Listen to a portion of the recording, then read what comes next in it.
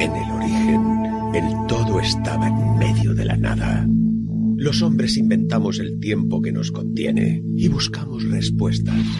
Cuando la ciencia no responde, necesitamos escuchar a las estrellas y a la Tierra Madre. ¿Qué es el espacio? ¿Qué es el tiempo? Las personas siempre hemos subestimado el espacio. A fin de cuentas, no es más que un vacío, un telón de fondo para todo lo demás. De igual modo, el tiempo simplemente transcurre sin cesar. Pero si los físicos han aprendido algo, en su duro camino hacia la unificación de sus teorías, es que el espacio-tiempo conforman un sistema de una complejidad asombrosa, que desafía el más ferviente esfuerzo por entenderlo. Albert Einstein lo descubrió en noviembre de 1916. Un año antes había formado su teoría de la relatividad general. Este espacio durará sobre 90 minutos de tiempo.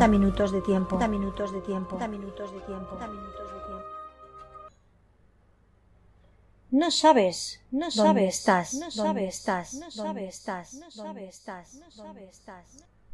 Respira profundamente. Fluye.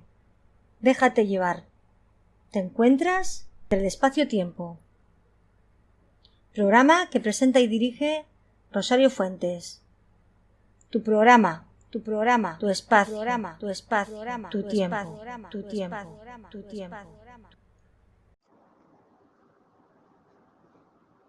Bienvenidos amigos, amigas de Entre el Espacio-Tiempo.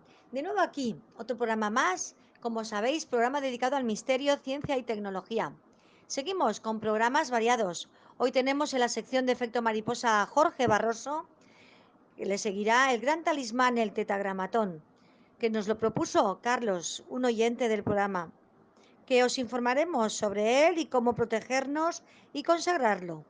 Le seguirá la sección 20 minutos contigo, en la que hoy tenemos a Fran Recio. A continuación hablaremos de una rosa que resucita, la rosa de Jericó. Planta llena de misterios. Terminaremos hoy con un audiorelato de Siderman. Vamos a empezar con la sección Efecto Mariposa, hoy con nuestro amigo y colaborador Jorge Barroso. Como sabéis, escritor y divulgador del misterio. El efecto mariposa en los libros. Muy buenas noches, Jorge, un placer disfrutar de tu compañía. De nuevo aquí, bienvenido.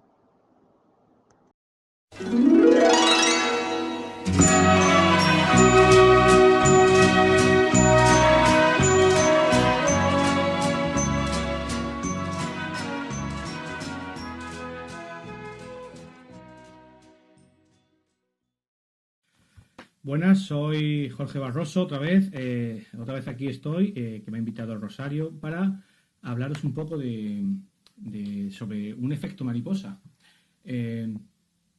Como todos sabéis, el efecto mariposa es algo que el aleteo de una mariposa es capaz de provocar una reacción en otro lugar. Y como muchos ya me conocéis y sabéis mi gran pasión por la literatura, por los libros, os voy a comentar una historia que tiene que ver con un libro y que tiene ese efecto llamado el efecto mariposa. Y para eso vamos a viajar hacia la Primera Guerra Mundial. Exactamente, vamos a explicar un poco cómo comenzó la Primera Guerra Mundial, porque eso fue el día 28 de junio de 1914. El archiduque Francisco Fernando de Austria fue asesinado en Sarajevo, lo que dio lugar al comienzo de lo que sería la llamada Primera Guerra Mundial entre las potencias centrales que se dividían entre Alemania y Austria-Hungría y ciertos aliados, y después los aliados como tal, que eran Francia, Gran Bretaña y Rusia. Luego se irían incorporando diversos países en los dos bandos.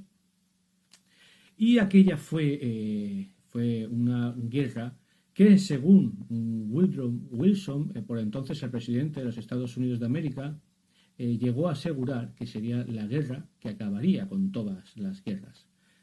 Por supuesto, se equivocó totalmente, porque luego vendría a consecuencia y nunca mejor dicho, de ese efecto mariposa de la Primera Guerra Mundial. Las consecuencias de aquella guerra trajeron después lo que sería la devastadora Segunda Guerra Mundial. Bueno, pues volviendo a la Primera Guerra Mundial. La posición entonces de Alemania entre dos países enemigos, como eran Francia y Rusia, hizo hacía que partiese con cierto grado de inferioridad, precisamente porque tenía dos frentes abiertos a ambos lados de su frontera. Bien, el Estado Mayor, entonces alemán, que ya había reflexionado sobre eso, sobre un hipotético evento parecido, y ya habían pensado sobre eso. Es más, pensaron en ello en un año como el año 1892, fijaos. Y en ese año se puso sobre la mesa un plan que ya preveía un ataque rápido contra Francia, pasando a través de Bélgica y luego Luxemburgo, que hiciera de una manera, por eso, un avance muy rápido para que capitulase el país galo, Francia, por supuesto en el menor tiempo posible, para luego así poder atender el frente ruso, dirigirse al frente ruso y eso era. Aquello se denominó el Plan Schlieffen. Entonces era el jefe del alto mando militar en aquella época y fue el que ideó ese Plan Schlieffen. Bueno, pues Alemania puso en plan aquel Plan Schlieffen precisamente en agosto de 1914, justo cuando estalló la Primera Guerra Mundial, que fue el día 3 de agosto de 1914, cuando los alemanes declararon la guerra a Francia. Bueno, los alemanes entonces atravesaron la frontera belga el día siguiente, el día 4. Este hecho tuvo dos consecuencias muy, muy importantes. La primera es que le quitó toda legitimación a la actuación alemana en la guerra. Le quitó toda la legitimación, ya que penetraba en un país neutral como era Bélgica. Bélgica era un país neutral y claro, Alemania al entrar, toda la legitimidad que podía tener la perdió. Bueno, y una segunda consecuencia es que la entrada precisamente en Bélgica provocaría que la intervención del Reino Unido. Es muy importante para la historia que voy a contar. Debido a que, además de ser una aliada de Rusia y Francia, se veía comprometida con un acuerdo con Bélgica como defensora de su libertad, en un tratado que se firmó, fijaos, en el año 1839, por lo que Gran Bretaña no tuvo más remedio, porque al haberse Alemania saltado, haber entrado en Bélgica, a Gran Bretaña no le quedaba más remedio que declarar la guerra a Alemania. Bueno, yéndonos a Gran Bretaña, al ejército británico, hay que decir que la primera vez que la fuerza expedicionaria británica entró en combate contra el ejército alemán fue en una batalla conocida como la Batalla de Mons, al oeste de Bélgica, el 23 de agosto de 1914. Y es aquí, en Mons, donde se desarrolla la historia que quiero contaros, para que veáis también cómo el efecto mariposa de un libro es capaz de provocar ciertas reacciones. Vamos a ver. Los alemanes, que por entonces superaban y mucho el número de combatientes de los ingleses, llevó a que el alto mando alemán lanzara a sus tropas en un ataque frontal contra las posiciones, entonces defendidas por unos fusileros ingleses. No eran muchos, la verdad. Pero sí es verdad que estos fusileros ingleses estaban bien curtidos porque habían participado en un montón de guerras coloniales y aparte tenían un excelente entrenamiento de tiro, lo que en este primer enfrentamiento, en esta batalla de Mons, causó una auténtica carnicería entre los combatientes germanos. Bueno, pues posteriormente los alemanes justificarían esta matanza de los ingleses ante su Estado Mayor, porque según ellos habían sufrido un intenso fuego de ametralladora. Pero esto nada más lejos de la realidad, porque los ingleses apenas disponían de ese momento de ametralladoras.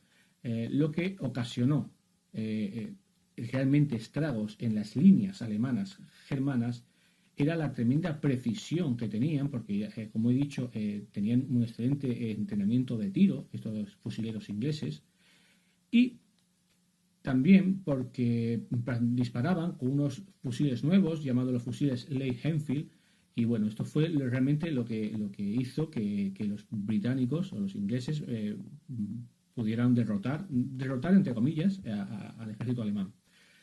Lo que sí es cierto es que aunque los ingleses prácticamente tuvieron una victoria en aquella batalla o provocaron una auténtica masacre entre los alemanes, se dieron cuenta también de la tremenda inferioridad numérica que entonces ellos tenían, por lo cual los ingleses se vieron obligados a retirarse. En el Reino Unido esta victoria y esta retirada sería percibida por el público inglés, por la población, por el populacho, como un momento clave, pues al comprobar que el número de fuerzas con el que contaba Alemania era muy superior, lo que hizo fue que se multiplicaran las peticiones para alistarse al ejército. El Estado Mayor entonces inglés empezó a pedir por favor a la población que se alistase, porque si no, no tendría nada que hacer. Llegados a este punto, la tremenda batalla, la tremenda hazaña esta británica de estos fusileros ingleses dio pie a que surgiese una leyenda. Una leyenda sobre un ejército de arqueros fantasmas, ni más ni menos. Unos arqueros fantasmas que por lo visto se levantaron de sus tumbas para frenar a los alemanes. Esta leyenda sería después conocida como la de los Ángeles de Mons, por el sitio donde habían hecho aparición estos ángeles arqueros, y que sería una leyenda muy difundida, llegando a crear cierta histeria colectiva entre los ingleses. Pero ¿dónde surgió esta leyenda? ¿Dónde surgió este mito? Todo hace entender que fue una deliberada propaganda patriótica inglesa surgida a posteriori por un relato precisamente de ficción, y por eso por lo que quería contar el efecto mariposa que tienen los libros. Fue un autor llamado Arthur Machen, titulado The Bowen, los arqueros. Este pequeño librito fue publicado el 23 de septiembre de 1914. Sin duda, esta historia de los arqueros fue inspirada precisamente en esa batalla de Mons. Lo que además se inspiró en esa batalla, pero introdujo ese elemento, ese suceso asombroso de unos arqueros fantasmas. En aquella historia se relataba cómo en una batalla entre los ingleses y los alemanes en Mons, en esta batalla de Mons, cientos de fantasmas arqueros dirigidos por un tal Jorge de Capadocia, que era un soldado romano considerado un mártir y más tarde un santo cristiano, en la mítica batalla de Agincourt, batalla entre los ingleses y los franceses que tuvo lugar en 1415 durante la Guerra de los 100 años, con victoria, como una victoria inglesa, por supuesto. Pues bien, estos arqueros, estos soldados de la Guerra de los 100 años, regresaron de entre los muertos para ayudar a sus compatriotas ingleses contra los alemanes. Así comenzó ese bulo, pero más tarde, esto es lo más curioso, es que más tarde esa historia, una hoja parroquial del sur de Inglaterra le daría crédito como una narración de un milagro ocurrido por sus tropas, y de ahí esa historia ficticia se extendiese después por diversos lugares. Esa primera parroquia la fue extendiendo, y de otra parroquia le dio verisimilitud a esta historia. El propio Machen, el autor, reconocería más tarde que al parecer mi ficción se tomó por sólida en realidad en aquella particular congregación, y de ello se deriva que aunque fallé en el arte de la literatura, acerté sin proponérmelo en el arte del engaño.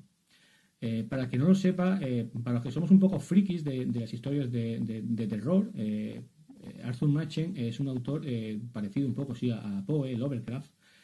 Y para que no lo sepa, si habéis visto la película del laberinto del fauno, bueno, pues esa historia está basada en una historia de un libro, un cuento de Arthur Machen. Me gustaría terminar también con una pequeña curiosidad para que sepáis también cómo funciona el efecto mariposa este. Es que, ¿sabéis quién se hizo eco de esta fantástica historia?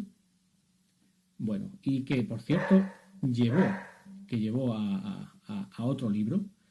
Bien, pues en aquellas batallas de esta Primera Guerra Mundial participó el que sería luego un catedrático de la Universidad de Oxford, J.R.R. Tolkien, sí, el famoso autor del relato de fantasía del Señor de los Anillos, quien introdujo en su tercer libro, El Retorno del Rey. Muchos, si no habéis leído los libros, pero habéis visto la película, recordaréis en la tercera película, En El Retorno del Rey, cómo introdujo Tolkien esta leyenda en un pasaje donde Aragorn recorre el Sendero de los Muertos para pedir ayuda a estos en su lucha contra las fuerzas de Mordor.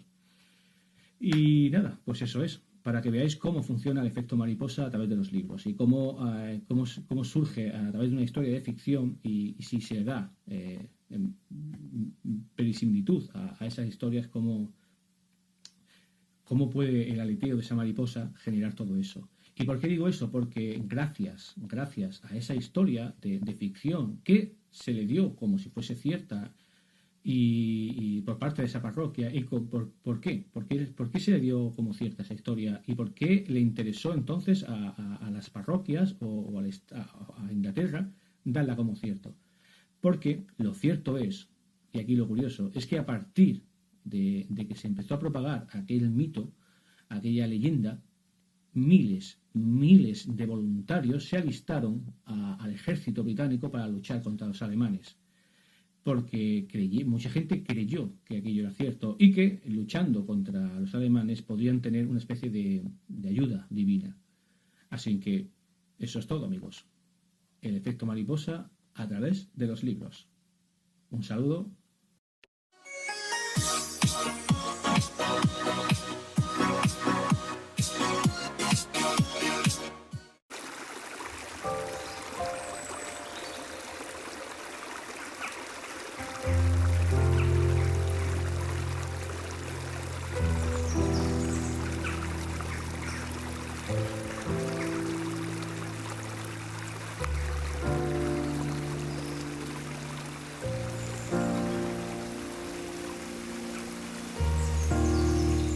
Espai Natural Romero, tienda de alimentación natural, complementos dietéticos, piedras, velas, aceites, jabones y herboristería.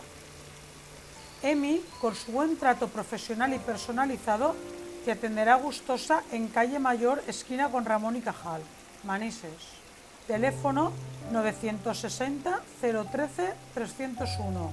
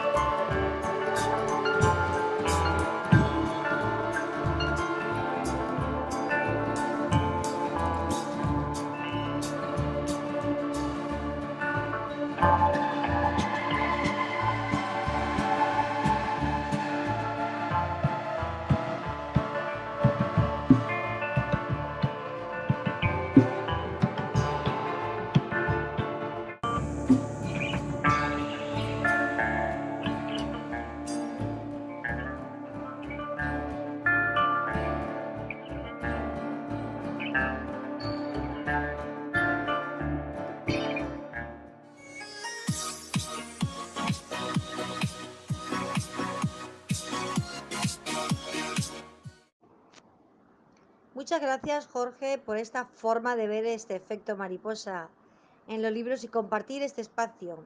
Hasta la próxima, un abrazo, amigo.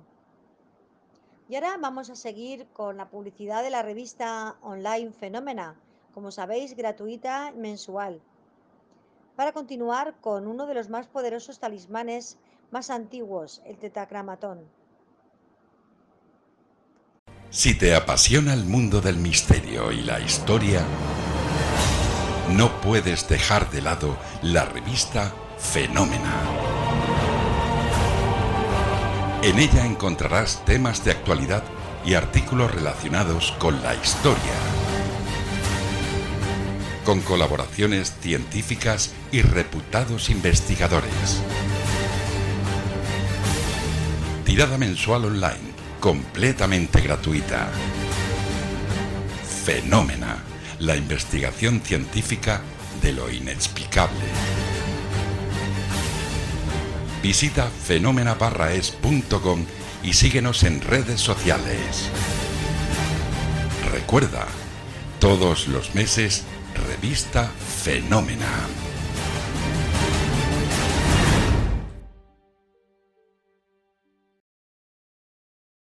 Nuestro colaborador y miembro de la Asociación Ufológica de Manises, José Vicente Alos. Buenas noches, José Vicente. Buenas noches. Pues nada, vamos a hablar de un tema interesante. Vamos a ver lo que decimos del tetragramatón.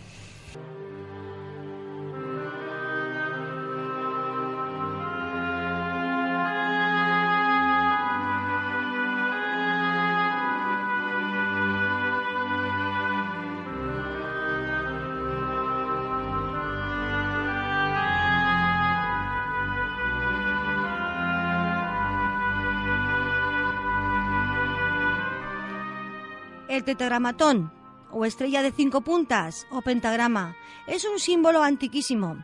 Su uso es de tiempos pasados, como un potente talismán. Esta estrella de 5 puntas es el símbolo de Dios o del diablo, dependiendo el uso de cada persona haga con él. Es un símbolo usado como talismán y como tal es muy poderoso. Utilizado desde tiempos remotos, su protección de los malos espíritus se retrae. Ninguno tiene poder sobre quien está bajo el influjo del tetragramatón. Desde siempre se lo consideró símbolo inmenso de poder. Se lo usaba para la salud y seguridad en el plano físico como espiritual. El pentagrama posee poderes infinitos y es de cada uno de los que lo usan descubrir sus significados. La punta superior de la estrella representa nuestra mente, el espíritu, nuestra alma. Es nuestra conexión con la Madre Tierra.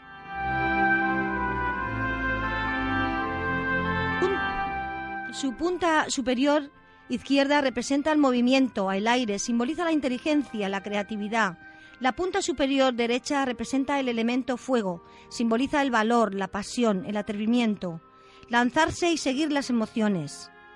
Punto inferior izquierdo, elemento agua, simboliza las emociones, el ciclo de la vida, recuerda el mundo acuoso de la matriz materna. Se cierra con la muerte, son la emoción en estado puro. A la vez el agua es el elemento que calma el fuego, porque combina con la razón y la pasión.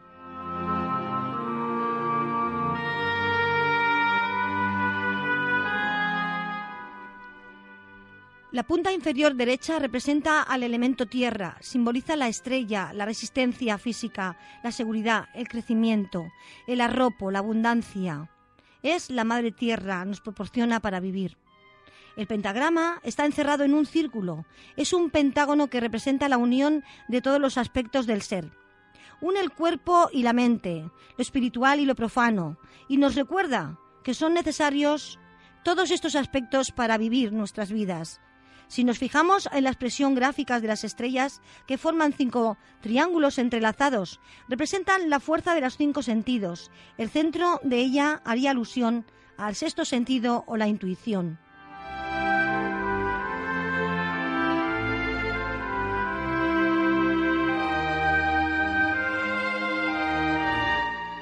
En la parte izquierda vemos el número 1 y el 2. Eso hace alusión a la divinidad masculina y femenina. En la derecha vemos el 1, 2 y 3 juntos harán alusión a la Santísima Trinidad. Debajo la copa, la abundancia. Siguiendo en esta parte derecha vemos un bastón que nos representa al eje del mundo, la unión del cielo y de la tierra. En la parte inferior se está la espada, representada la protección, al guardián, la justicia. En la parte izquierda veremos el sello de Salomón, 2 triángulos, la estrella de 6 puntas o la estrella de David. Recordar, el triángulo es símbolo poderoso de la geometría. En sí mismo la fuerza número 3, la fuerza y el equilibrio, y el principio femenino y masculino. El ángulo superior encontramos los ojos del espíritu y el signo de Júpiter, que es denominado el Padre Sagrado de los dioses.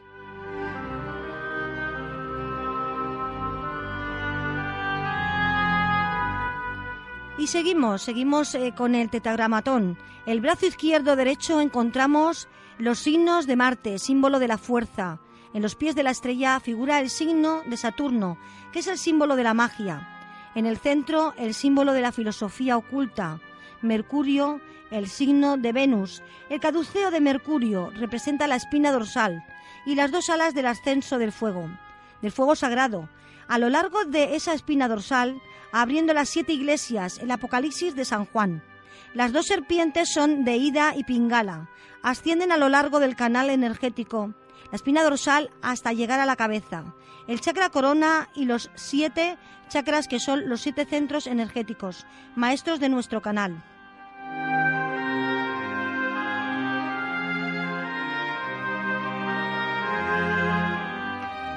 Ahora vamos a ver el significado de estas letras que le dan nombre. Estas 4 letras hebreas, tetragramatón, significa Yahvé. Es la pronunciación más antigua de Dios.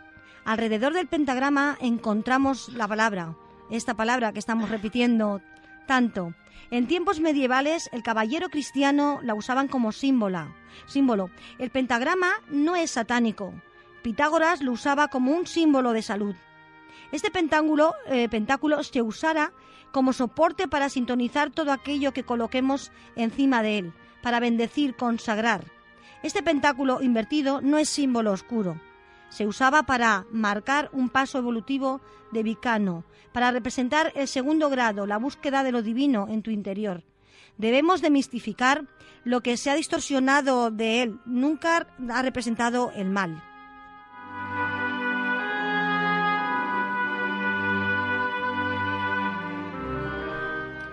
Bueno, todo esto es el tetragramatón. ¿Y tú qué nos puedes aportar de toda esta información? Bueno, el tetragramatón, si ponemos la figura de un ser humano, se ve claramente que cada parte de la estrella de 5 puntas tiene que ver con la cabeza, con los 2 brazos y con los pies. De hecho, la parte de inferior está regido por Saturno, que es movimiento, las piernas que se mueven. La parte de arriba, los 2 triángulos de la derecha e izquierda, Marte, la fuerza, los brazos, las manos, la fuerza, está relacionado. Luego el triángulo de la parte de arriba, el éter. El éter, pues representa todo lo que nos une a nivel místico, a nivel psíquico con el universo. Y luego esta estrella de 5 puntas es un talismán de poder, tiene una forma que vibra, porque todo objeto tiene una vibración. Y la vibración de este objeto es positiva, es de protección. Esta estrella la podemos poner en cualquier parte de la casa, en el coche, en cualquier sitio, colgando de una cadenita, pero siempre la punta de arriba tiene que ir hacia arriba, no hacia abajo, porque hacia abajo cambia la forma. Y si cambia la forma, la vibración cambia también. Es más que nada lo que has dicho tú antes, es un símbolo positivo. Lo que pasa es que mucha gente en la historia pues lo ha querido utilizar en plan de magia negra y tal y cual, pero eso ya son rollos mentales del ser humano que se montan mucha parafernalia. Es un símbolo pues que viene de Extremo Oriente, de hace pues casi 4.000 años o más. Sí, está antes de la Biblia. Es un símbolo que lo usan el pueblo judío. De hecho, las letras que hay en la parte de arriba son judías, que simbolizan el nombre del Dios de los judíos, el Yahvé. Y realmente esto es la representación, prácticamente se puede decir, del universo también, porque aire, fuego, tierra, agua, eso es la materialización de el éter. El éter se ha transformado en materia. Yo aquí tengo apuntado cómo limpiar y consagrar el tetragramatón. Se puede poner en un recipiente de barro, loza o cristal, con agua del mar o manantial, a la que se le agrega un puñado generoso de sal, y se deja al sereno 24 horas, bajo el influjo de la luna y del sol. No es aconsejable hacer limpieza ni en la fase de luna nueva ni en un eclipse. Para recargarlo se pone al sereno en luna llena, creciente, y puedes decir esta invocación: te cargo por los antiguos dioses, por la diosa, el dios por las virtudes del sol, la luna y las estrellas, por los poderes del aire, por el fuego, el agua y la tierra, que a través tuyo obtengan todo lo que deseo. Dioses antiguos, cargar este pentáculo con sus poderes de protección, para que aleje el mal de mí y que retornen sus orígenes las malas energías. Después pasáis el amuleto por los 4 elementos: tierra, agua, aire y fuego.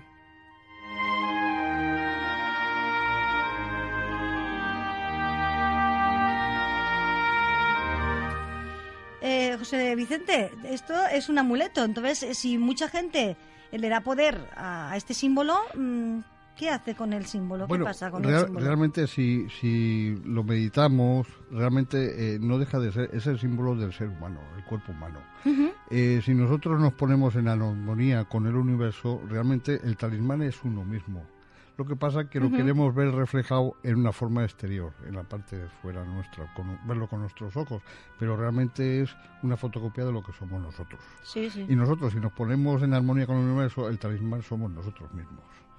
Pero lo queremos plasmar siempre en un objeto fuera, como los egipcios, ¿no? Que tenían símbolos y con los símbolos nos expresaban pensamientos. Pues es más o menos es eso.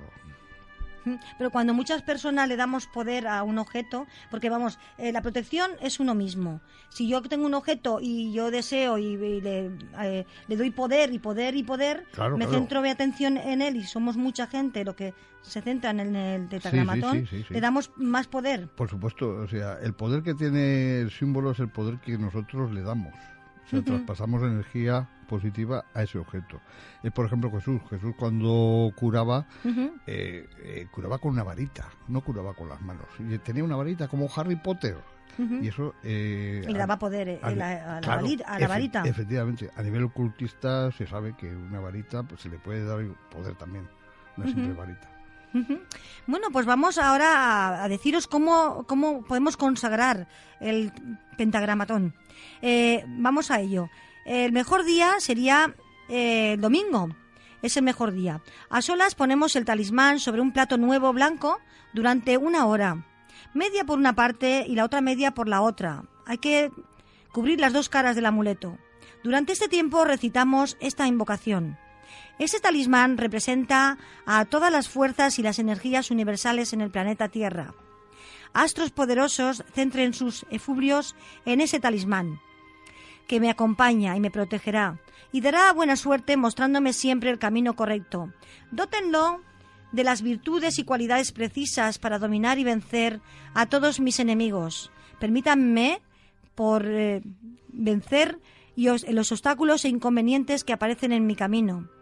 Proceden de personas o entidades que los espíritus celestes y el apoyo en los ángeles y en los arcángeles puesto a mi servicio por el Todopoderoso concedan la sabiduría a fin de que por sus virtudes logren mis deseos. Tras este conjuro se mete con aceite de oliva virgen, se envuelve en un trapo de seda o terciopelo toda la noche en un lugar oscuro y al día siguiente ya lo tenemos consagrado. Bueno, pues nos lo había pedido Carlos, un oyente, nos había pedido que habláramos del tetragramatón. Habrá gente que, bueno, en un futuro hablaremos en un programa extenso y entero del tema. Es un tema apasionante, el tetragramatón, que acaba en atón, curioso. Sí, con acento en la O.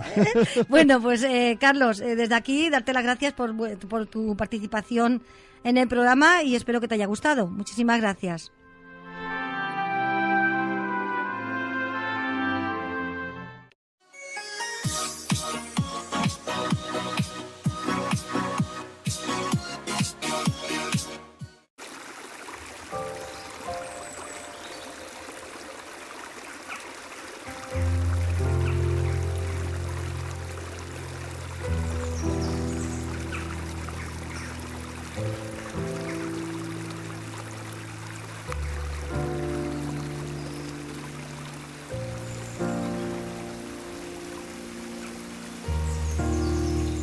Spy Natural Romero, tienda de alimentación natural, complementos dietéticos, piedras, velas, aceites, jabones y herboristería. EMI, con su buen trato profesional y personalizado, te atenderá gustosa en Calle Mayor, esquina con Ramón y Cajal, Manises. Teléfono 960 013 301.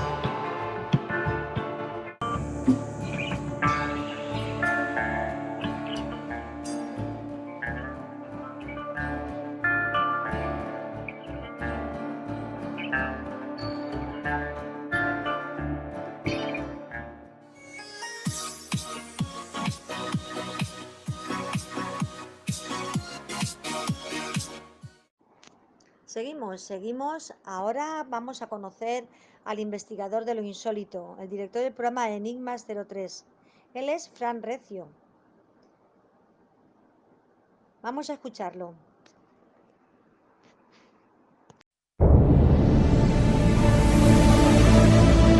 Enigma 03. Ufologia.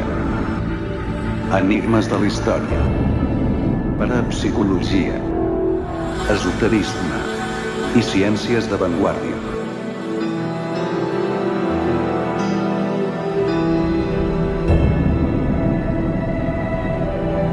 T'obre la porta a una altra realitat.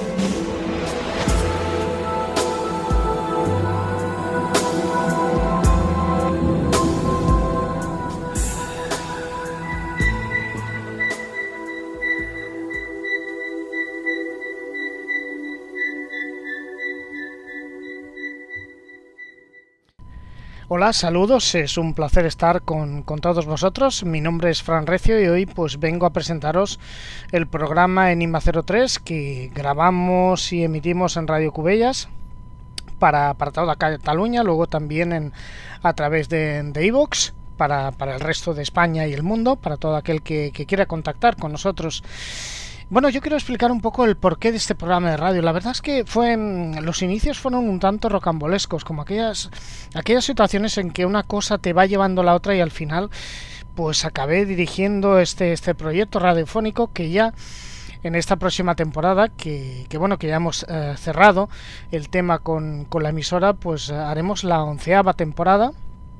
Y bueno, pues nace con el afán, como todos los programas, ¿no? Creo que como la mayoría, con el afán de esa divulgación de los temas insólitos, también abordando, ¿por qué no?, esa parte quizás que otros programas no llegan a abordar, como es el tema del ocultismo, a abordar también temas sobre todo de actualidad. He de decir que el programa lo dirigimos y lo realizamos conmigo mismo, evidentemente, con Fran Recio, pero también con la parte indispensable como es David Pérez, que es un psicólogo, un científico, y que siempre está a la última de las novedades en temas de misterio, en temas de actualidad, y sobre todo en esos temas insólitos que van un poco más allá o que a veces incluso son ignorados, olvidados.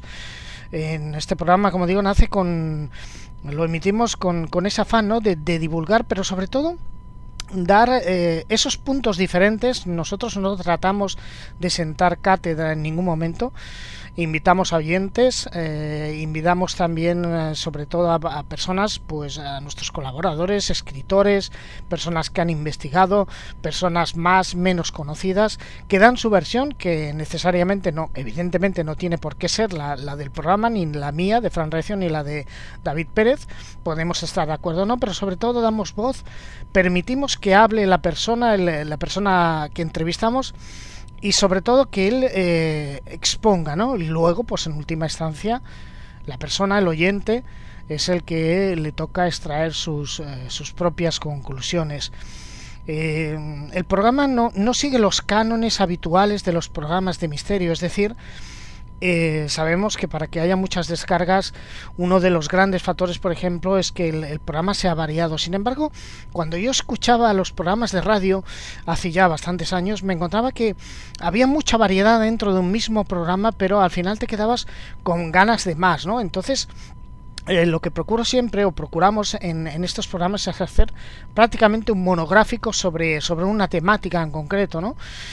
Y sobre ella pues se analiza, la discutimos y pues como digo, luego pues el oyente es el encargado en última instancia de extraer y de sacar sus propias conclusiones. Y también quiero pues que valga esta inclusión en este programa también para agradecer a todos nuestros colaboradores, a todas aquellas personas que han querido pues traernos sus investigaciones, sus escritos, sus investigaciones o sus pesquisas en sí, y divulgarlas, porque al final es lo que cuenta, ¿no? Y también pues agradecerlo sobre todo también a la audiencia, a vosotros que nos habéis permitido estar aquí, Pero sobre todo este programa lo que intento es no discriminar un programa o una persona simplemente porque esta no me gusta. O sea, yo evito todo lo que son los temas personales. Me gusta poder entrevistarle a la mayor cantidad de personas posibles. Hoy día vivimos un momento excepcional de publicaciones, por ejemplo, literarias, y yo sé que algunas personas pues no han querido colaborar en este programa, seguramente por desavenencias conmigo mismo. Pero eso no es la línea que yo quiero seguir. O sea, nosotros en este programa intentamos entrevistar a todo aquel que tenga algo que decir. Incluso muchas veces hemos atendido a cuestiones que nos han planteado los oyentes. Yo recuerdo pues un caso OVNI, el cual fue investigado precisamente a través de este programa, ¿no? Un oyente se puso en contacto a través del correo electrónico, nos hizo una propuesta que hablábamos de ufología, porque al final él acababa de tener hacía unos días pues un avistamiento ovni. No es una persona vinculada a estos temas, pero bueno, de tanto en tanto escucha algún programa. Y bueno, pues se hizo la investigación in situ y intentamos pues acabar dando esas explicaciones o incluso llevando algún tipo de investigación, aunque sea muchas veces en teoría o a veces no podamos acabar de definir y dejar claro un asunto, como muchas veces sabemos que el misterio es así, al final no acabamos de llegar a una conclusión a ciencia cierta, como se dice, pero sí que podemos al menos dar teorías que puedan ayudar a esas personas. No mucho más. Nuestra función es, como digo, es esa, la divulgación del misterio, de todo cuanto acontece en ese otro mundo, pero sobre todo lo más importante para mí es lo que, y me perdonáis que insista, pero es el tema de no discriminar un tema simplemente porque este no nos guste. Tienen cabida todos los temas. Cada uno puede decir aquello que crea conveniente y al final, insisto una vez más, el oyente será el que extraiga sus propias conclusiones. A continuación os he puesto un extracto de uno de nuestros programas, un programa para mí que es bastante diferente a lo que habitualmente encontramos en el misterio. Es uno de los grandes investigadores, como es el Jesús Callejo, escritor, abogado, investigador, bueno, un todoterreno como yo le llamo, una persona que sabe explicarse como pocos, y en esta ocasión nos habla de un tema bastante diferente, ¿no? Entonces, Jesús, estamos hablando de unos cuentos que ya no solo están dirigidos hacia los niños, porque nosotros cuando nos hablan, bueno, un cuento pues lo que se contaba antaño, creo más que hoy en día, el tema de los cuentos, pero es un tema de mucho más profundo, y lo digo, por ejemplo, porque has mencionado esa parte de los cuentos que nos vienen de esa parte oriental, ¿no? Y muchas veces tienen ese mensaje incluso iniciático. Así es. Es un poco pues lo que se denomina la sabiduría oculta de los cuentos. Entonces, bueno, pues con independencia de los numerosos significados parciales y personales que uno pueda sacar de su lectura, imagínate, tú ahora lees Caperucita Roja, o lees Blancanieves y los 7 enanitos, o lees La Bella Durmiente, o cualquier otro de esos cuentos que yo qué sé, que Walt Disney, por ejemplo, los haya versionado o no, pero muchos cuentos que yo llamo arquetípicos, bueno, pues para ti seguro que tiene un tipo de lectura, para otros otro tipo de lectura, pero que en función un poco de tu evolución, de tu desarrollo personal, pues los vas a interpretar de una manera o de otra. Eso es un poco esa sabiduría oculta, ¿no? Por eso yo los denomino arquetípicos, porque nos están hablando al menos de 2 niveles de comprensión. Uno de ellos, desde el punto de vista esotérico, sería el referido a una edad de oro inmemorial, donde toda la humanidad vivía feliz y despreocupada. ¿Te acuerdas que muchos cuentos empiezan diciendo, érase una vez en las épocas donde los dioses convivían con los hombres o con los animales, sabían hablar? Se nos está remitiendo a una edad dorada, a una época feliz en el que el ser humano pues vivía de una forma placentera. Llámalo el paraíso, llámalo el Edén, ¿no? Y además ahí se refiere Hesíodo, por ejemplo, en la obra de Los trabajos y los días, pues siempre hace mención a esa etapa placentera de la humanidad. Por lo tanto, muchos de estos cuentos arquetípicos nos hablan de eso, de esa edad de oro referida a la humanidad, pero en otro nivel de lectura, esta vez desde un punto de vista mucho más psicológico, estaría haciendo hincapié en que cada niño debe repetir en su desarrollo particular la historia de la humanidad, sea real o imaginada. Ya sabes que cada niño o cada niña, cuando lee uno de estos cuentos o se los recitan, pues se identifica con el personaje, con el héroe, con la heroína. Y entonces va pasando una serie de pruebas, va pasando una serie de penalidades, tiene una serie de amigos, y al final pues va resolviendo todas esas pruebas y suelen terminar bastante felices algunos cuentos, no todos. Entonces, bueno, pues en definitiva lo que hace el niño va aprendiendo, va diferenciando el bien del mal, va adquiriendo experiencias y va adquiriendo sabiduría, y siempre, si te das cuenta, y eso es muy importante resaltarlo, siempre como una especie de opuestos. En nuestra identidad, si vas viendo los cuentos, siempre se ve fragmentada. Siempre hay una mente y un cuerpo, siempre está el sujeto y el objeto, siempre tienes que debatirte entre la vida y la muerte. ¿Por qué? Porque el niño, sobre todo en esa psicología que tiene, no puede empezar a divagar a nivel filosófico, es decir, los buenos son buenos y los malos son malos, y él tiene que tomar partido, y si alguien hace algo mal, tiene que tener un castigo que sea ejemplar. Pero pues eso es lo que se refleja en estos cuentos que te acabo de decir. Sea Caperucita Roja, sea Blancanieves, sea La Bella Durmiente, hay muchos finales que luego fueron retocados porque eran demasiado crudos o demasiado morbosos. Y ya sabes que ahora hay una tendencia de hacer que los cuentos sean políticamente correctos. Hay que quitarles esa parte morbosa, cruel, sexista y muchas de esas cosas. Y no se dan cuenta los que dicen estas cosas, no se dan cuenta de que precisamente el cuento, el arquetípico, tiene que tener esas funciones, porque si le quitas esas funciones estás perdiendo un gran conocimiento a la hora de que el niño tome partido en unas cosas y con otras, que sepa exactamente diferenciar lo que es bueno y qué es malo. Porque cuando se habla de un niño o una niña, o un héroe o una heroína, no se está hablando de eso, se está hablando un poco de la persona que tiene que seguir una serie de pautas para conseguir un fin. En determinadas ocasiones es un fin individual y en otras es un fin colectivo. Por eso digo que es muy importante, cada cuento tiene varias lecturas. Una es lectura superficial, que mira qué bonito. Hay otra lectura que tú lo vas pensando y recapacitando y dices, oye, pues esto me está enseñando muchas cosas en el momento actual que yo estoy viviendo. Y luego hay una tercera lectura, mucho más iniciática, mucho más esotérica, que está en función de aquel que conoce una serie de claves, que conoce esta sabiduría perenne que te decía al principio, y donde ves que realmente estos cuentos, llevan siglos y siglos y siglos transmitiéndose de boca a oído hasta que se pusieron por escrito. Y cuando se transmiten de esta manera y el mensaje primordial sigue intacto, es por algo. ¿Por qué? Porque es una forma de enseñarnos. ¿Quién? Pues yo qué sé, llámalo los maestros, llámalo, en fin, los grandes sabios de la humanidad que intentaron transmitir esta información a través de cuentos aparentemente infantiles.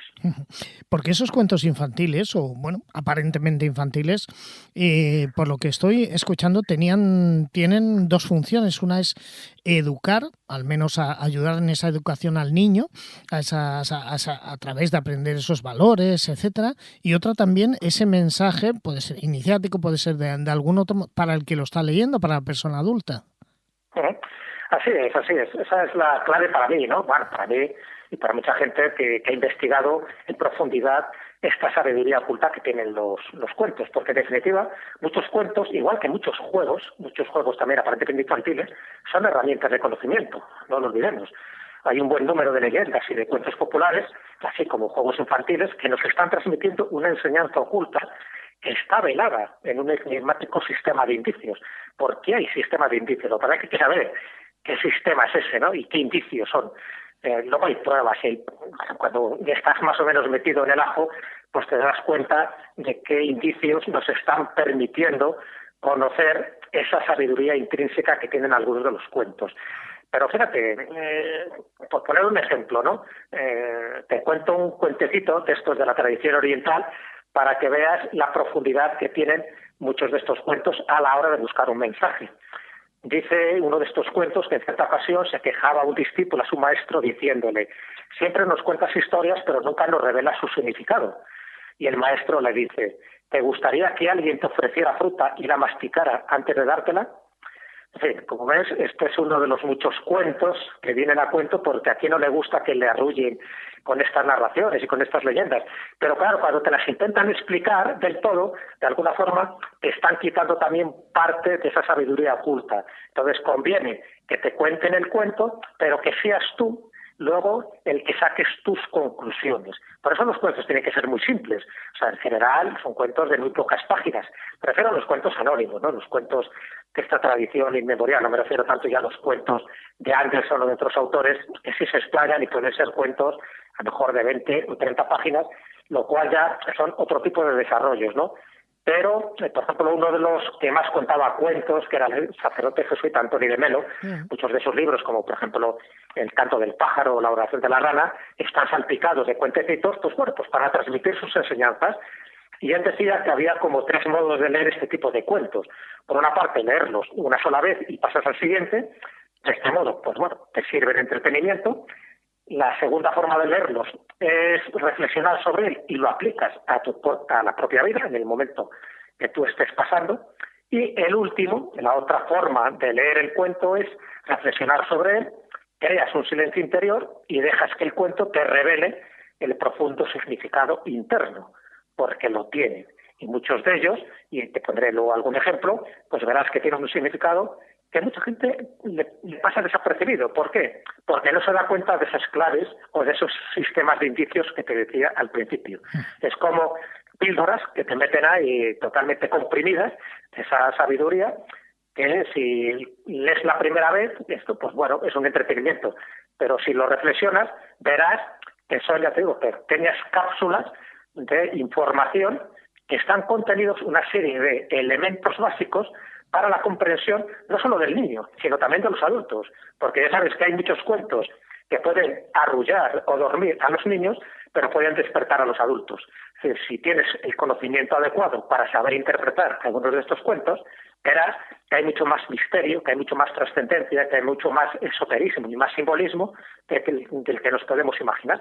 Y eso es un poco lo que yo te quiero indicar, ¿no? A ti y a todos los oyentes. Que cuidado, porque muchos cuentos, no todos, pero muchos cuentos son auténticas herramientas de conocimiento.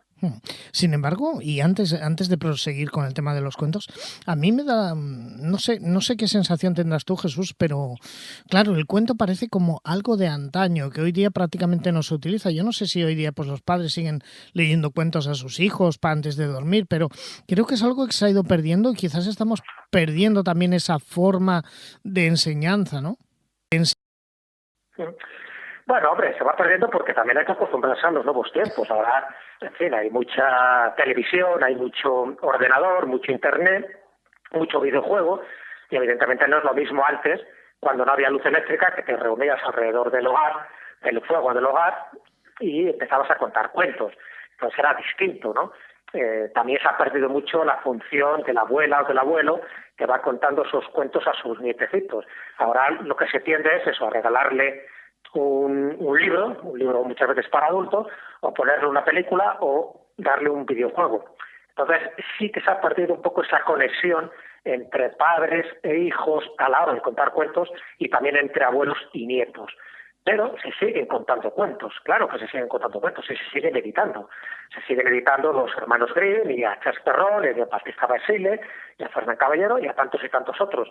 Pero sí es verdad que hay que adaptarse un poco a los nuevos tiempos. Los nuevos tiempos es que te dices, ¿has leído La Sirenita? Y dices, no, he visto la película, pero no es lo mismo, porque entonces la película sí que tiene algo que ver con el cuento de Andersen, pero no es lo mismo. O dices, o yo qué sé, o has visto Pocahontas, dice, o has leído Pocahontas. No, la mayoría de la gente no lo lee, sino que está esperando a que haya una película para que se lo enseñen, porque es mucho más visual y parece que el mensaje entra de una forma más directa. Y es verdad que entra de una forma más directa ese cuento, si tú estás viendo una película de Walt Disney o de cualquiera. Pero muchas de las claves iniciáticas que tiene el cuento original se pierden. ¿Por qué? Sencillamente porque el autor, en este caso Walt Disney, pues lo ha reinterpretado a su manera. Y hay veces que esa reinterpretación que ha hecho, por ejemplo, de Pinocho, tiene poco que ver con el cuento de Carlo Collodi. Entonces siempre yo lo que recomiendo es leer el cuento original, que tampoco son tan largos, y luego ver las distintas versiones que se han podido hacer, normalmente en cine. Pues muy bien, entonces vas comparando, pero siempre hay que ir al cuento original. ¿Por qué? Porque muchos autores que han escrito ese cuento te han metido muchísimas de esas claves. Y te pongo un ejemplo. El Mago de Oz, ¿no? El Mago de Oz es un cuento, bueno, es una serie de cuentos, casi de novelas, de Frank Baum, que el primero lo publica en 1900. Bueno, pues ya sabes que con el tiempo se hace una película con Judy Garland. Bueno, pues tú ves la película y efectivamente te cuenta básicamente pues todo el itinerario de esta niña, ¿no? De Kansas, que a través de un remolino pues va hasta ese reino del Mago de Oz, pasando por esas baldosas amarillas, ese camino iniciático donde te vas encontrando con amigos como el espantapájaros, el león, en fin, todos estos, y luego te vas encontrando con peligros, incluso con una bruja mala.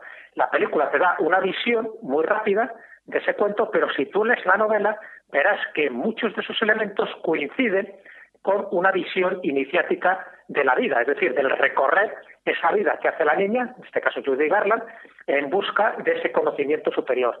Pero cuando sabes encima que Frank Baum, que es el autor, era teósofo, es decir, era un adepto a la doctrina de Madame Blavatsky, pues es cuando empiezas a entender distintas claves que están metidas en ese libro, no tanto en la película.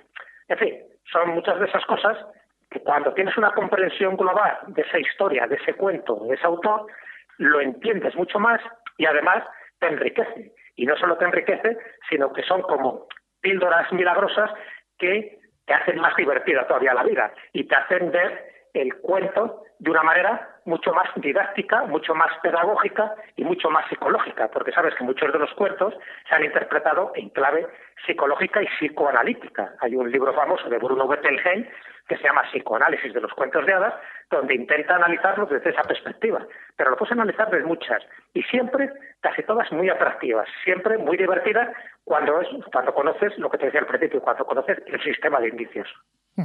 Sí que me gustaría adentrarnos en algunos de esos cuentos, y me has mencionado en diferentes ocasiones durante estos minutos que llevamos de entrevista la Sirenita, ¿no?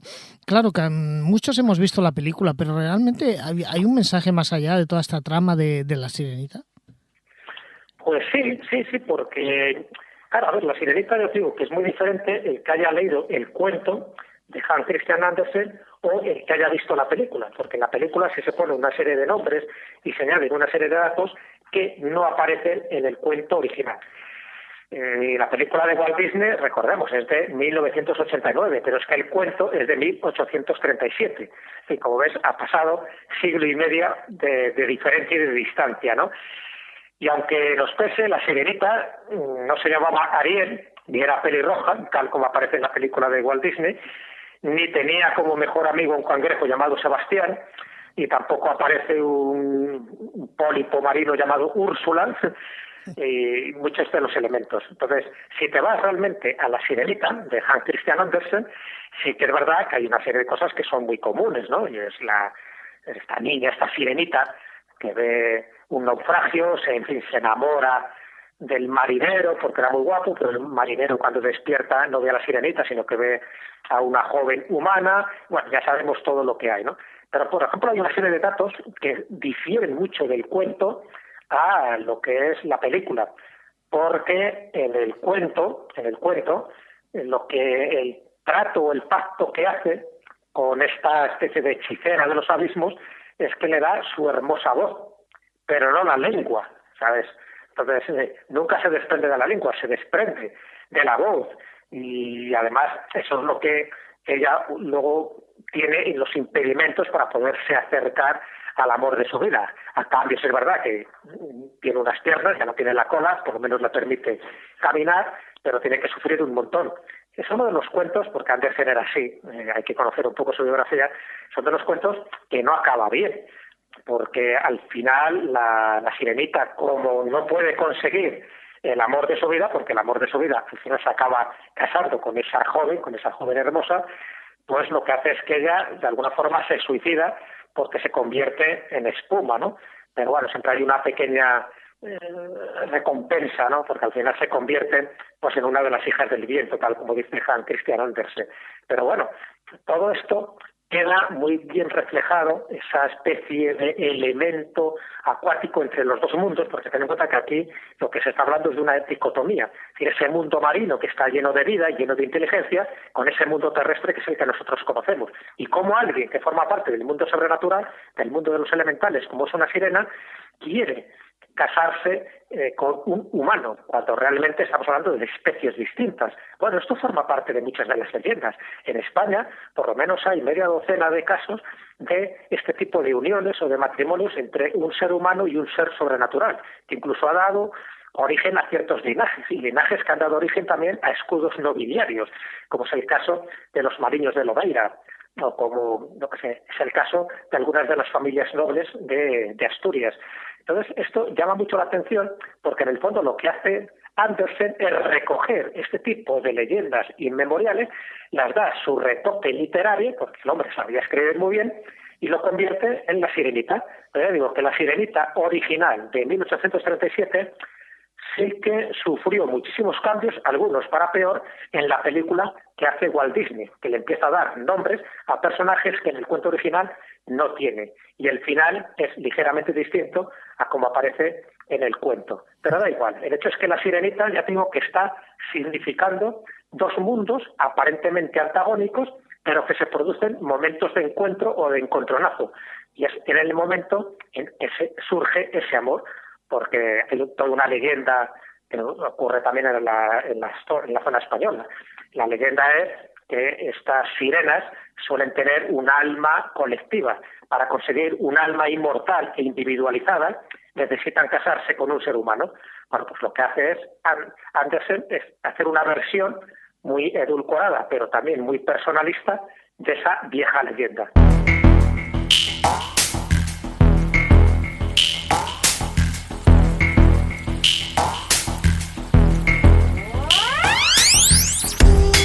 Estàs escoltant Enigma 03.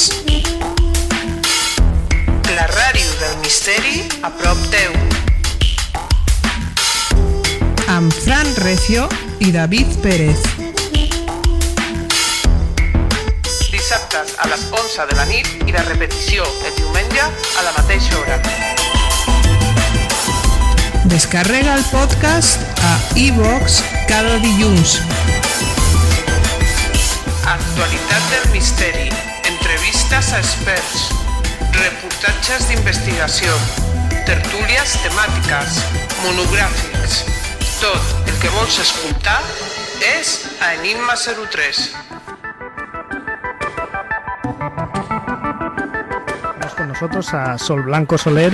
Nos vuelves a sorprender con un nuevo trabajo, ¿no?, literario, como es Crónicas del Más Allá. Sí, bueno, ha sido también... Con nosotros Juan Rada, exdirector del semanario El Caso. Muy buenas noches, Juan. Hola, buenas noches. Gran placer y honor de contar con el doctor José Cabrera. Saludos, doctor. Hola, ¿qué tal? Muy buenas a todos. Con nosotros al padre José Antonio Fortea. Él es sacerdote, escritor y experto en temas de posesiones y exorcismos. Y bueno, él es escritor de una obra que se llama Daemoniacum. Bueno, esa fue la obra. Pues con nosotros Santiago Camacho. Santiago, es un placer tenerte aquí en Enigma 03 Radio. Hombre, pues el placer es mío, porque siempre es bueno estar rodeado de buenos amigos. Pues sí, que saludarte en primer lugar. Muchas gracias por concedernos esta entrevista. Es un placer, ¿no? Porque hubo otras épocas en las que desgraciadamente apenas había comunicación sobre estos elementos de alto interés, y te lo agradezco. Estàs escoltant Enigma 03. La ràdio del misteri a prop teu. Amb Fran Recio i David Pérez.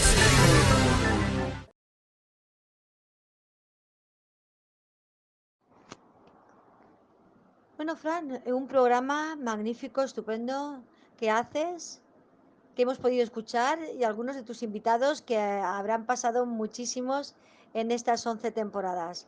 Felicidades y a seguir sumando temporadas. Un abrazo, amigo.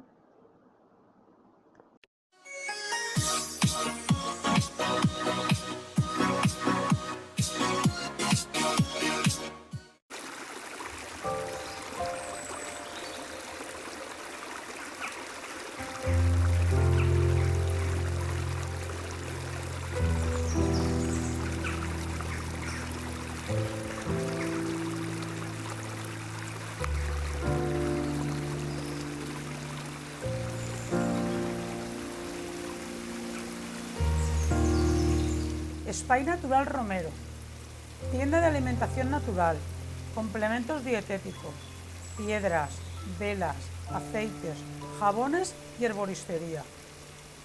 Emi, con su buen trato profesional y personalizado, te atenderá gustosa en Calle Mayor, esquina con Ramón y Cajal, Manises.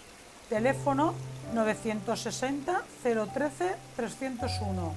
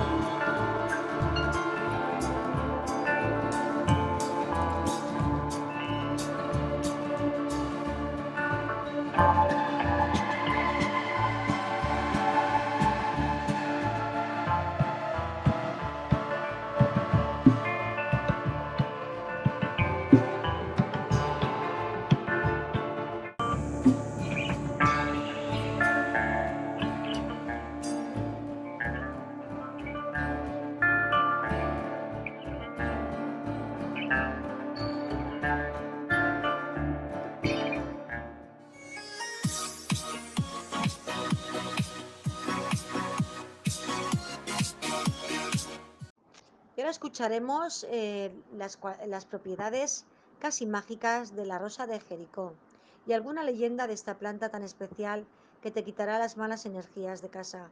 Eso sí, pero te la tienen que regalar, ¿eh? Y después escucharemos una noticia de Manises interesante.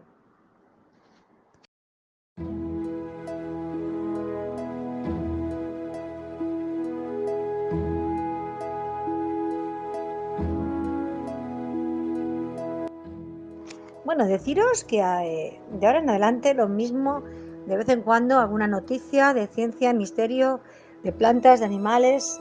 En este caso va a ser de la planta, de la rosa de Jericó. Es la planta que resucita.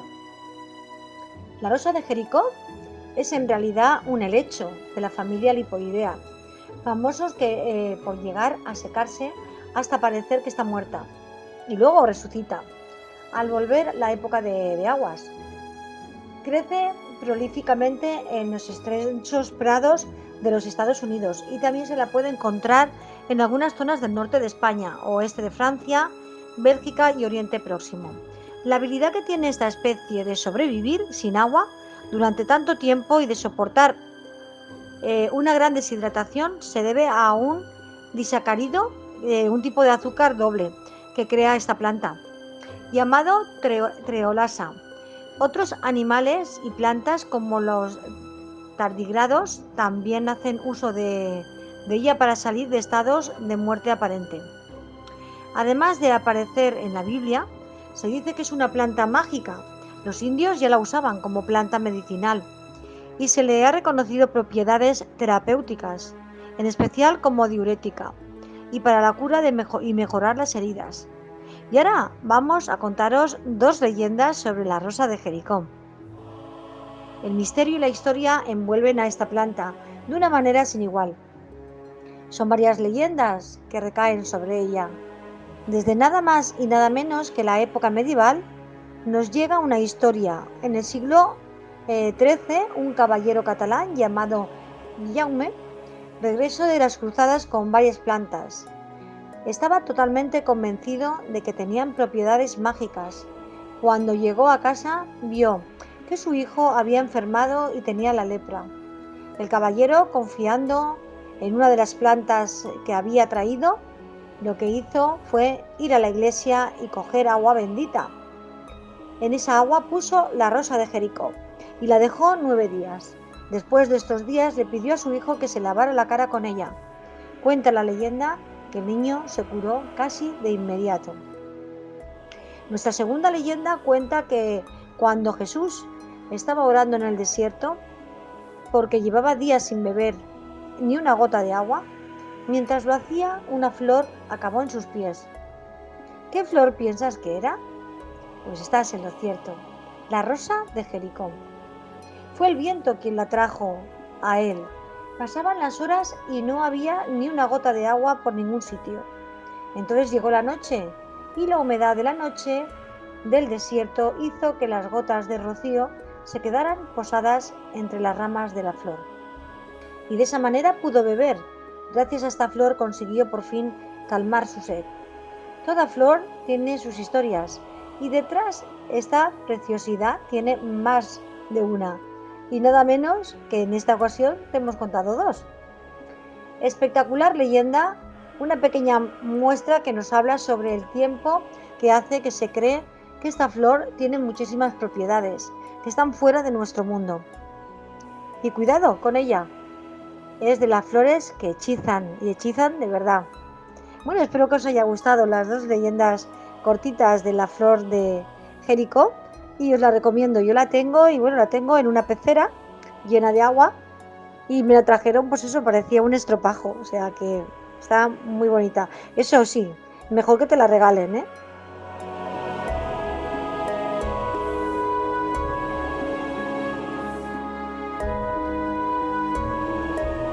Bueno, y seguimos con noticias. Ahora noticias del Ayuntamiento de Manises, que ha comenzado ya las obras de mejora de su auditorio municipal, Germanías. El proyecto prevé actuaciones en la seguridad del recinto, dotándolo de más accesibilidad tanto al escenario principal como al resto de instalaciones. En concreto, las obras prevén habilitar y mejorar la salida de emergencias que se sitúa en la zona de butacas y la entrada lateral al muelle de carga para poder cargar y descargar material desde el escenario principal. Además de las obras contemplan incluir otras salidas de emergencias que salgan directamente desde los camerinos. Por otra parte, se mejorará la canalización del desagüe, lo que supondrá acabar con los problemas de inundación y aguas residuales que sufría hasta ahora. El auditorio, el objetivo general contempla mejorar el sistema de evacuación de todo el edificio ante posibles incidencias. Mejoras en la accesibilidad. Otra de las actuaciones previstas es la instalación de un pequeño elevador en el escenario para que las personas con movilidad reducida puedan acceder sin ningún problema. En una actuación anterior ya se instalaron rampas de acceso a la sala de butacas y la mejora de los paneles de conexión eléctrica situados en el escenario. Estas primeras mejoras se engloban dentro de un proyecto que continuará en el futuro con la adecuación y ampliación de todo el complejo cultural para ofrecer una oferta lo más amplia posible a todos los vecinos y vecinas de Manises. La obra se paralizó por el hallazgo de un yacimiento. Como novedad, el proyecto también contempla la creación de una sala multiusos que ha tenido que ser paralizada por los hallazgos encontrados de restos de 2 antiguos hornos pertenecientes a una fábrica de cerámica de principios del siglo XX. Se trata de los primeros elementos arqueológicos que se localizan en un espacio municipal, por lo que el consistorio valora la importancia de preservarlos. Para ello, se habilitará un recinto para que todos los interesados e interesadas en nuestro patrimonio puedan acceder a él y conocer un poco más de cerca el funcionamiento de ese tipo de hornos. Además, se colocarán paneles explicativos para añadir valor cultural, turístico a este recurso. No es la primera vez en Manises que se paralizan unas obras por algún descubrimiento de algún hallazgo. Está el cementerio de los moros debajo de Mercadona. Cuando lo estaban haciendo Mercadona, pues tuvieron que parar también las obras por este caso. O sea, mucho que descubrir el suelo manisero. Una gran deshidratación se debe a un disacárido, un tipo de azúcar doble que crea esta planta, llamado treolasa. Otros animales y plantas como los tardígrados también hacen uso de ella para salir de estados de muerte aparente. Además de aparecer en la Biblia, se dice que es una planta mágica. Los indios ya la usaban como planta medicinal y se le ha reconocido propiedades terapéuticas, en especial como diurética y para la cura y mejorar las heridas. Y ahora vamos a contaros 2 leyendas sobre la rosa de Jericó. El misterio y la historia envuelven a esta planta de una manera sin igual. Son varias leyendas que recaen sobre ella. Desde nada más y nada menos que la época medieval nos llega una historia. En el siglo XIII, un caballero catalán llamado Jaume regresó de las cruzadas con varias plantas. Estaba totalmente convencido de que tenían propiedades mágicas. Cuando llegó a casa, vio que su hijo había enfermado y tenía la lepra. El caballero, confiando en una de las plantas que había traído, lo que hizo fue ir a la iglesia y coger agua bendita. En esa agua puso la rosa de Jericó y la dejó 9 días. Después de estos días le pidió a su hijo que se lavara la cara con ella. Cuenta la leyenda que el niño se curó casi de inmediato. Nuestra segunda leyenda cuenta que cuando Jesús estaba orando en el desierto, porque llevaba días sin beber ni una gota de agua, mientras lo hacía, una flor acabó en sus pies. ¿Qué flor piensas que era? Pues estás en lo cierto, la rosa de Jericó. Fue el viento quien la trajo a él. Pasaban las horas y no había ni una gota de agua por ningún sitio. Entonces llegó la noche y la humedad de la noche del desierto hizo que las gotas de rocío se quedaran posadas entre las ramas de la flor. Y de esa manera pudo beber. Gracias a esta flor consiguió por fin calmar su sed. Toda flor tiene sus historias y detrás esta preciosidad tiene más de una. Y nada menos que en esta ocasión te hemos contado dos. Espectacular leyenda, una pequeña muestra que nos habla sobre el tiempo que hace que se cree que esta flor tiene muchísimas propiedades que están fuera de nuestro mundo. Y cuidado con ella, es de las flores que hechizan y hechizan de verdad. Bueno, espero que os haya gustado las dos leyendas cortitas de la flor de Jericó y os la recomiendo. Yo la tengo y bueno, la tengo en una pecera llena de agua y me la trajeron, pues eso, parecía un estropajo, o sea que está muy bonita. Eso sí, mejor que te la regalen, ¿eh?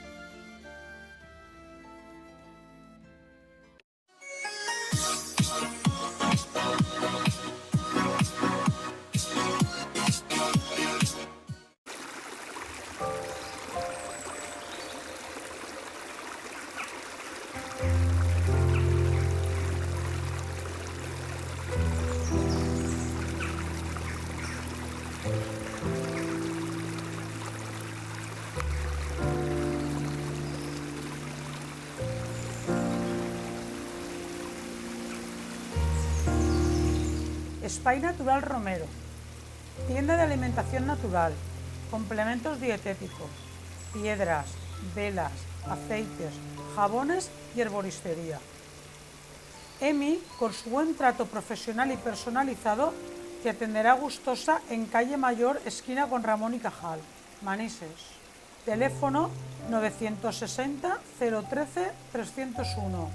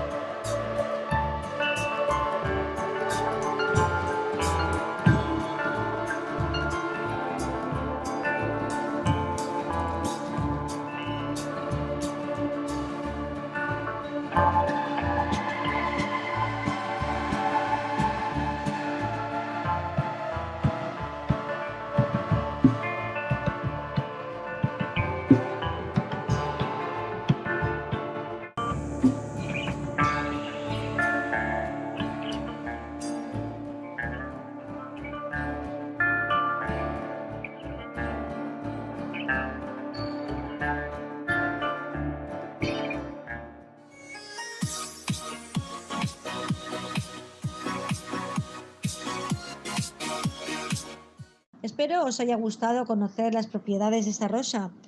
Para finalizar vamos a escuchar un audiorelato hecho por nosotros mismos sobre Silderman, un personaje ficticio que nació en el 2009 y se hizo viral.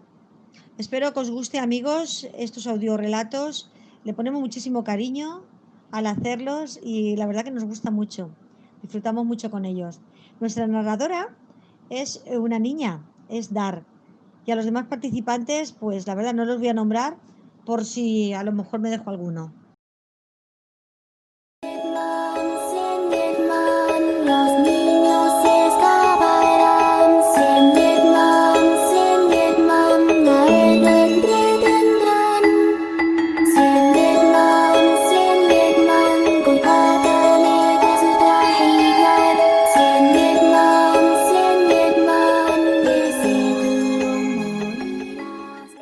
Tarde del 13 de junio de 1986. Hacía calor para la época y todo estaba tranquilo en Sterling City, sin saber que la tragedia estaba rondando por el lugar. Una fotógrafa local, con el nombre de Mary Thomas, estaba realizando un reportaje sobre leyendas urbanas y había contactado con ella un chico de 13 años que decía llamarse Jody, que le dijo que le iba a enseñar un ritual mágico junto a 14 amigos que iban a realizar esta tarde. Ella no creía en esas cosas, pero para su reportaje no le vendría mal un poco de acción. Entonces, ¿de qué va ese ritual que me comentas? Tienes que tener paciencia, pero te aseguro que luego me lo agradecerás. Va a ser algo impresionante. Cualquiera que se lo cuente me va a tomar por loca, pero algo me dice que aquí sacaré algo de provecho. ¿Jodí? ¿Verdad? Así es. Nombre extraño, la verdad. Gracias por contactar conmigo. Necesitaba algo de acción. Pues por eso no te preocupes. Te aseguro que acción no te va a faltar. Parte de ella pensaba que estaba haciendo el tonto, siguiendo a un chaval de 13 años, hasta donde llegaba su desesperación. Pero bueno, nada tenía ya que perder. Y quién sabe. Llegaron al parque donde estaban sus 14 amigos, esperando. Entre ellos destacaban dos que parecían ser muy amigos de Joey: Joseph Permant y Roxana Parks. Roxana estaba subida a la escalera de un tobogán. Cuando llegaron, Mary decidió hacerle una foto sin saber que esa foto se haría famosa, ni de que una figura extraña como una sombra le estaba observando desde el fondo. Ya era hora. Mi madre se va a enfadar si llego tarde, ¿eh?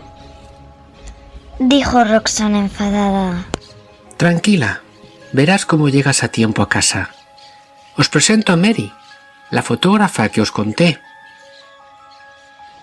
Encantado, señorita. ¿Preparada para la aventura? Dijo Joseph. Por supuesto, caballero. Venga, chicos, vamos, rápido, al bosque, venga. Entre risas, todos le siguieron. A Mary le sorprendió cómo un chaval podría dirigir de esa forma a todo un grupo. Una vez en el bosque, Jody tomó el mando y todos en silencio le obedecían, sin ninguna protesta ni queja. Estaban como hipnotizados por alguien que les hubiera tomado el control. Jody junto a Joseph y Roxana se pararon y sacaron una libreta. Mary vio como Roxana dibujaba una bolita con 5 palitos como cuervo. Arriba de ese dibujo escribió Joseph la pregunta: ¿estamos solos? Jody le dio una hoja a cada uno para que todos hicieran el mismo dibujo y pusieran la misma pregunta. Cuando ya lo tenían, Jody dijo en voz alta: Oh, Slenderman, Querido Slenderman, figura tétrica que se oculta para que no lo vea. Acércate a mí, querido Slenderman. Solo quiero saber qué se siente estar en tu presencia. Si estás detrás de mí, por favor, solo mátame, porque sé que te he hecho enfadar. Querido Slenderman, si no es así, déjame que siga con este cántico que te atraerá. Así hasta 3 veces. Cuando parecía que sería como una tarde más, Mary no daba crédulo a lo que estaba viendo. Desde las sombras vio aparecer a lo que parecía un hombre delgado, anormalmente alto, con brazos muy largos, manos muy grandes, que las de un humano, como un rostro blanco y sin rasgos faciales, que lleva un traje negro, corbata negra y un pañuelo. Sin darle tiempo a reaccionar, se oyó una voz que decía: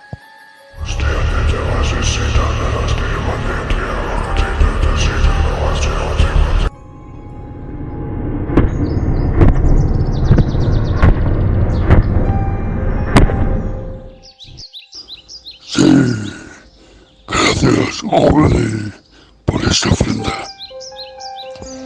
Y sin dar tiempo a reaccionar, con sus numerosos brazos como tentáculos, fue capturado uno a uno, sin darles tiempo a nada.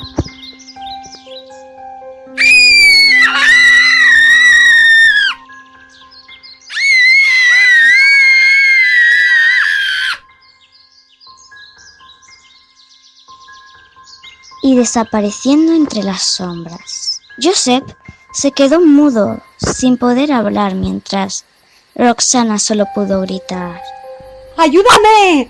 ¡Ayúdame! Antes de desaparecer entre las sombras, Mary no podía reaccionar. Estaba como inmóvil, como si algo invisible la sujetase. Solo podía ver la sonrisa de Jody disfrutando de la escena.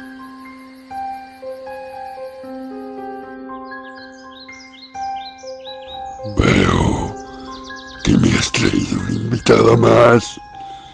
Vaya sorpresa. Sí, mi señor.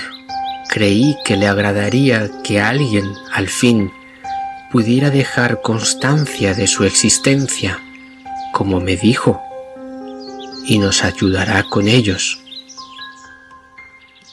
Mary no recordaba nada, pero cuando se miró las manos estaban con sangre y llena de arañazos, y su ropa con jirones, como si alguien le hubiera agarrado a ella con fuerza.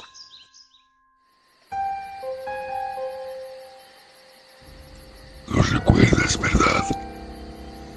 Cómo te agarraban, pero no dudaste en enviarme a los que estaban.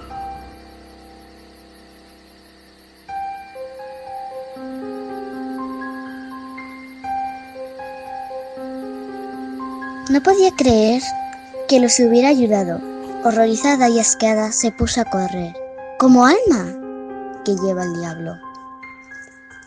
No quería mirar atrás, pero podía sentir una mirada que se le acercaba y unas risas que penetraban en su cabeza. Consiguió llegar a la biblioteca del pueblo, que estaba cerca del parque de donde había salido.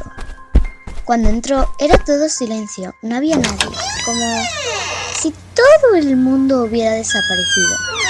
Se dirigió a la planta de arriba a esconderse, pero cuando ya se creía a salvo, una sombra le rodeó. Antes de ser atrapada, intentó escribir algo, pero la oscuridad le rodeó mientras una risa se oía en el fondo.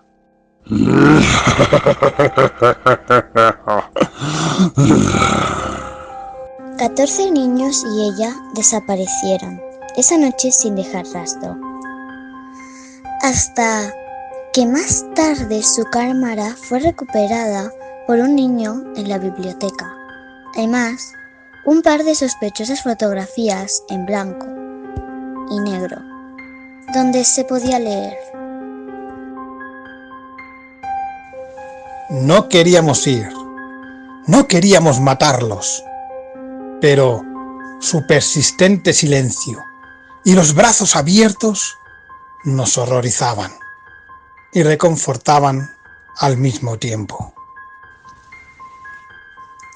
La foto había sido tomada el mismo día que desaparecerían los 14 niños y la fotógrafa. Y había un hombre al lado de ellas, de Slenderman.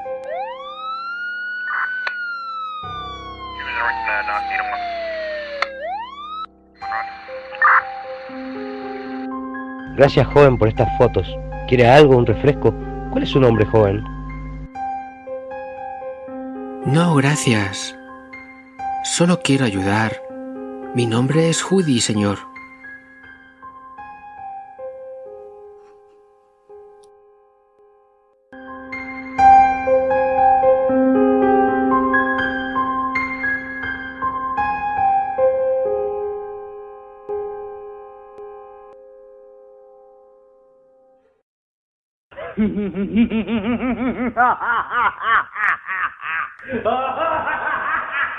Lo que no sabéis de Slenderman es que tiene un interés especial en llevarse por delante a aquellos que investigaban o se informan sobre su existencia. Algo que significaría que todo el que está escuchando o leyendo esta historia está convirtiéndose ahora mismo en una futura víctima.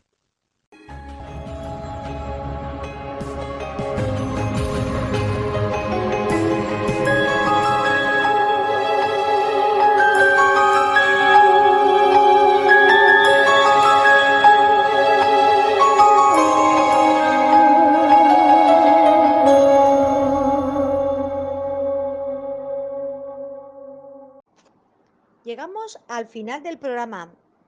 Espero te haya gustado el contenido de este Entre el Espacio-Tiempo. Saludar y agradecer a los oyentes que nos han dejado un comentario, porque eso significa mucho para mí, para el programa. Sé que por lo menos a ellos les ha llegado un saludo, un abrazo de luz para los que nos escuchan a través de estas ondas por el mundo y quién sabe si alguna estrella. Hasta la próxima semana, amigos.